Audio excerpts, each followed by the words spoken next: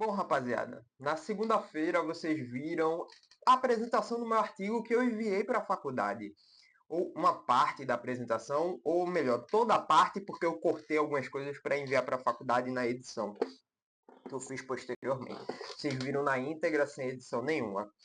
O nome do meu artigo, Informação como Ativo Político, Poder, Mídia e Formação de Consenso, é um artigo que eu desenvolvi esse quarto período com um tema que a própria faculdade me deu. Eu não tive muita escolha. Na verdade, eu tive porque eles deram 6 ou 7 temas, se eu não me engano foram 6, e a gente da turma escolheu alguns temas. Aí eu peguei esse tema, que eu não lembro que foi o tema 4, que foi sobre a mídia, a influência da mídia na política, que inclusive a gente teve aula sobre isso.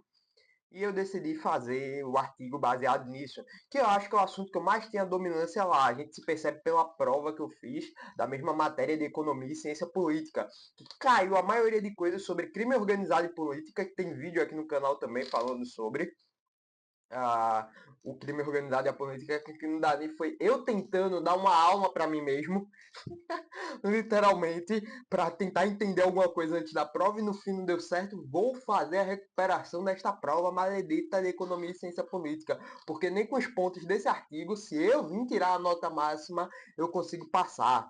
Então eu tenho que fazer a recuperação de todo jeito. Enfim, eu, antes de enviar a apresentação, enviei o artigo antes para o professor já ver o artigo, analisar e depois eu passar a apresentação para ele da defesa do meu artigo, da defesa do que eu escrevi. E surgiu algumas dúvidas que o professor já mandou para mim. Eu respondi essas dúvidas no chatzinho. Eu separei aqui as 5 principais dúvidas, cinco principais dúvidas que o professor trouxe a mim.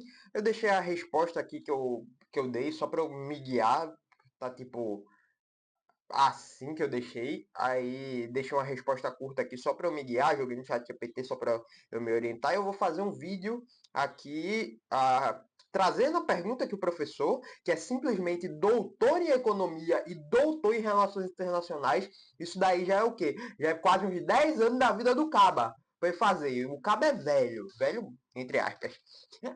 Espero que ele nunca veja esse vídeo. E eu, um mero graduando em economia, vou tentar responder as dúvidas que o professor trouxe a mim. Na verdade, já respondi, ele já está com essas respostas em mãos, já está com a apresentação em mãos também. Eu estou gravando isso aqui no dia 19/4. Aí ele vai fazer uma análise, vai ver lá e me dar minha nota. Igor, quantos pontos vale esse artigo que você desenvolveu? 2 pontos. Sim, o pessoal está fazendo esse artigo cagando pro artigo, para vocês terem noção. Pelo menos o pessoal que eu tenho contato, ele tá fazendo um artigo tipo, dane-se, só 2 pontos. Ou alguns nem fizeram, outros fizeram, mas fizeram cagando, Ctrl+C, Ctrl+V tudo do chat GPT, e eu aqui de besta fazendo bagulho sério. Mas enfim, vou trazer aqui as perguntas que o professor levantou para mim e eu vou responder aqui para vocês o que eu falei lá para o professor também. Também dá um pouquinho da minha cara aqui no YouTube. Para aqueles que não me conhecem, meu nome é Igor, sou graduando em Economia, estou no quarto período da faculdade e vamos embora para esse respondendo perguntas ignorantes da internet, versão professor me fez. Vamos lá. A primeira pergunta que o professor fez foi a interlocução entre a distopia, que eu usei, que foi tanto 1984 quanto a Revolução dos Bichos, que foi a base do meu artigo, e a realidade, tanto do Brasil quanto do mundo.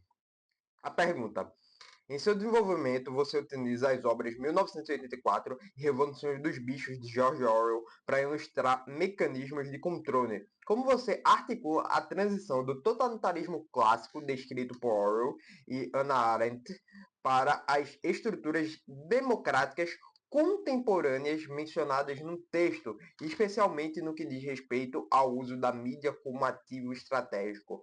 A transição ocorre na mudança do controle absoluto da força para a disputa de narrativas, ou seja, a manipulação de percepções e ambientes. Aqueles que dominam a mídia, que dominam os fatos, dominam os acontecimentos que aconteceram e passam da forma que acham melhor para as pessoas, vão ter mais esse poder, esse ativo político, onde a informação basicamente gera a polarização política entre as pessoas de um polo verem o outro como inimigos. por conta da difamação dessas informações que determinados políticos viram. A informação atua como um recurso de capital político para captar o voto, para captar as pessoas, que basicamente é o que coloca o poder na mão desses governantes. Como eu falei na apresentação da segunda-feira, o político, a pessoa que quer o poder, já não pode mais entrar torando em cima daquele negócio, em cima para conquistar o poder, como era antigamente nos grandes impérios. Isso daqui eu acho que talvez uma manobra dos regimes totalitários do século XX, que é basicamente o controle da narrativa. Eles controlam as narrativas para eles serem o herói, para eles serem o herói do povo, o salvador do povo. E o povo escolhe eles deliberadamente, livremente, no caso, e isso dá poder na mão deles e a gente não pode mais questionar. Chega um ponto que a gente não pode mais questionar porque a população dá esse poder para os governantes. Eu vi um comentário no Twitter uma vez, o X agora, que era tipo uma mulher trans, ou era bissexual, eu não sei as bandeirinhas. Ela estava falando, se Stalin e o Partido Comunista em 1900 e bolinha quisesse matar todas as pessoas LGBTs, eles estariam certos, porque com um partido não se discute. É literalmente isso, é a manipulação de informações entrar em uma cabeça de uma pessoa LGBT para teoricamente apoiar a morte daquelas pessoas, daqueles seres humanos, por fé no partido, porque o partido não pode estar errado. E isso acontece bastante hoje também por meio das informações. A gente pega o bolsonarismo e o petismo. O Bolsonaro erra em muitos aspectos, mas nós não podemos ir contra o Bolsonaro. Nós não podemos ir contra o bolsonarismo, porque a única esperança contra o petismo, a gente pega o petismo. Vocês viram todas as besteiras que o Bolsonaro fez. Nós temos que votar no Lula, porque ele é a única esperança contra o bolsonarismo. E cria essa polarização política. Próxima pergunta que o professor fez foi assimetria informacional e tomada de decisão. Assimetria informacional, para quem não sabe, ou ficou meio em dúvida na apresentação segunda-feira, é basicamente um lado da disputa ter mais informações que o outro. Ou seja, basicamente é esse jogo de informações, é uma desigualdade de informações. Então a pergunta que o professor fez foi: o resumo do artigo menciona a premissa de que a informação não é um recurso neutro, considerando que 58,8% dos seus entrevistados afirmam que a informação influencia apenas parcialmente suas decisões. De que forma a assimetria informacional citada em sua fundamentação teórica ainda consegue moldar o consenso social? A assimetria opera no enquadramento e na seleção de fatos, que mesmo não sendo um único fator, condicionam as escolhas ao limitar as perspectivas disponíveis ao público. Eu li esse daqui que foi o que eu botei, porque basicamente o nome disso daqui é o gatekeeping, que é limitar essas informações ao público, botar para o público ver somente o que eu, como político, quero que o público veja. Para o quê? Para moldar minha posição não, mas minha personalidade, para moldar minha pessoa para o público, para eles me verem como o cara bonzinho, um cara que está tentando ajudar a população. Basicamente é aquele negócio, o pessoal não pode ver meu lado ruim. É aquele negócio que Xerxes não pode sangrar de antigamente. Basicamente é isso a questão das informações. É a seleção, isso depende da mídia, tanto mídias de um polo político quanto mídias de outro vão selecionar as informações que melhor se adequam para o candidato, para o político que eles estão defendendo. E as mídias defendem ele, seja por quê? Seja por suas crenças, seja por razões sociológicas de seu grupo determinado, ou seja, por querendo ou não um certo dinheiro no bolso, tá ligado? Se é que vocês me entendem. Como diria o Rafinha no jogo contra o Atlético de Madrid. É um dinheiro no bolso que molda essas informações da mídia. Vamos lá para a próxima pergunta que o professor fez.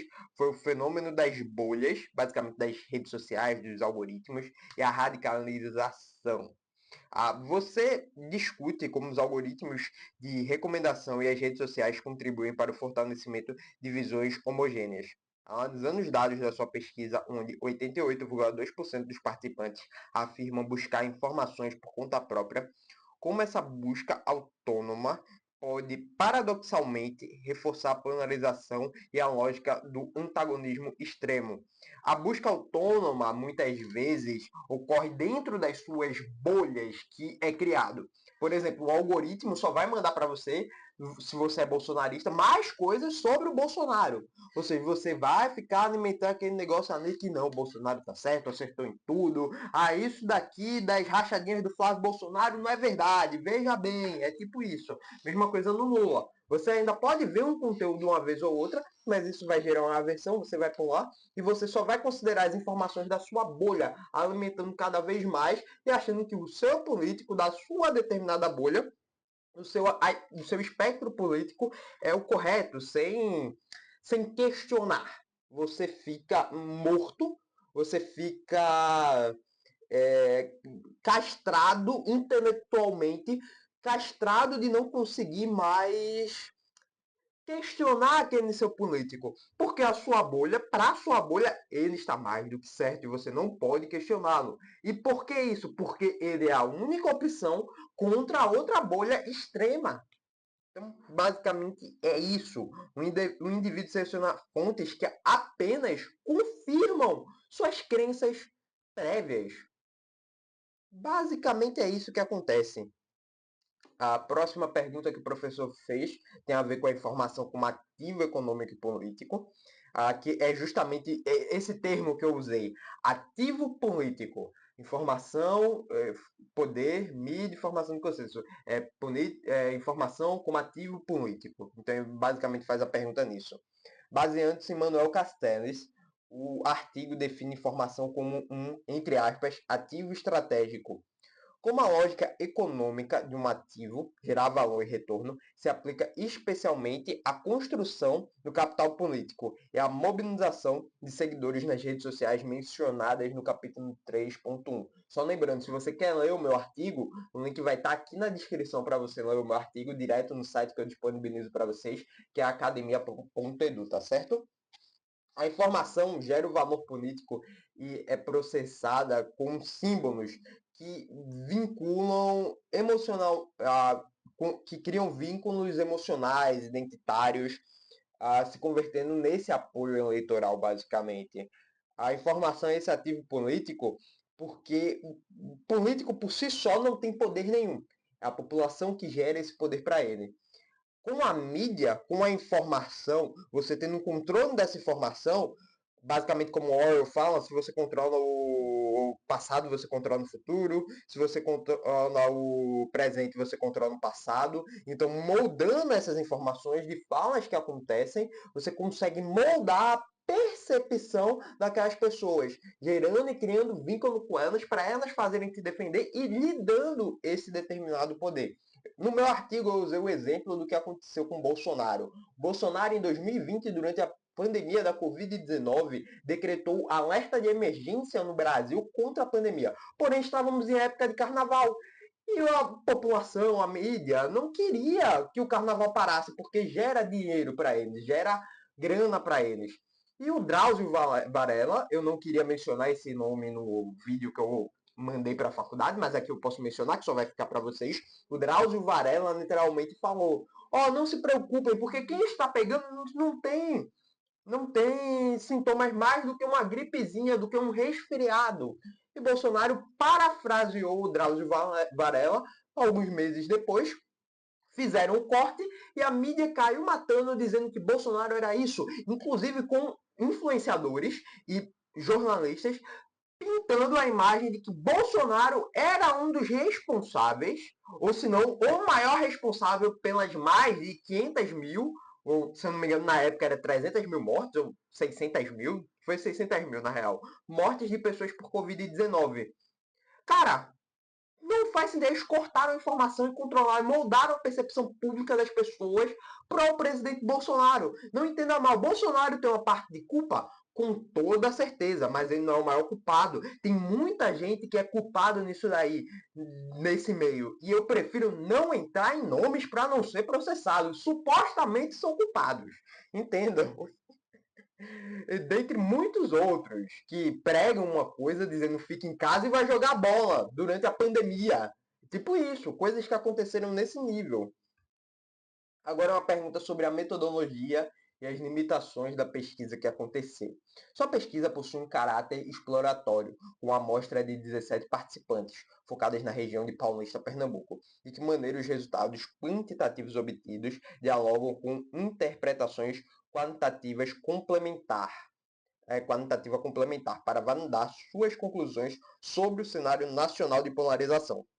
Vamos lá, os dados numéricos servem de um ponto de partida, não são um ponto claro, porque você faz um artigo, uma pesquisa com 17 participantes, não é uma pesquisa séria, venhamos e convenhamos. Por isso que eu falo, dentro da metodologia, no tópico 2, basicamente, que é uma pesquisa quantitativa, uma mistura de uma pesquisa qualitativa e quantitativa. Por que qualitativa? Que é o ponto de partida inicial da minha pesquisa. Porque eu vivo no Brasil, eu consumo conteúdo, eu vejo as mídias, eu estou diariamente com a população brasileira, principalmente aqui na minha região metropolitana do Recife, vivendo e vendo o que as pessoas falam sobre as mídias. Eu estou com a população, eu estou antropologicamente com a população brasileira, mesmo que um espaço amostral pequeno. E quando eu viajo e converso com outras pessoas, eu percebo os mesmos padrões. Os dados quantitativos não são nada mais do que um ponto de partida para mostrar que meus pontos qualitativos têm um embasamento mesmo com uma amostragem pequena. Basicamente é isso, é para mostrar tendências, para mostrar, como que eu coloquei aqui, tendências de comportamento e percepção de eu não sei mais, identificadas na literatura acadêmica sobre a realidade brasileira, mesmo com uma amostra pequena na região metropolitana do Recife. Show? Bom, essas foram as principais perguntas que o professor fez a mim. Já enviei as respostas para ele. Eu peço perdão, eu tentei ler mais do que tudo aqui, porque eu queria dar as respostas basicamente iguais que eu dei para o meu professor. Então, dei uma lida monstra, mas não foi de improviso, que nem normalmente eu faço, mas tá bom. Bom, galera, esse foi o vídeo de hoje. Espero que você tenha gostado. Um beijo bem grande a todos. Tamo juntasso, viu, galera? Clica no vídeo aí do lado. E até a próxima. Falou, fui e tchau.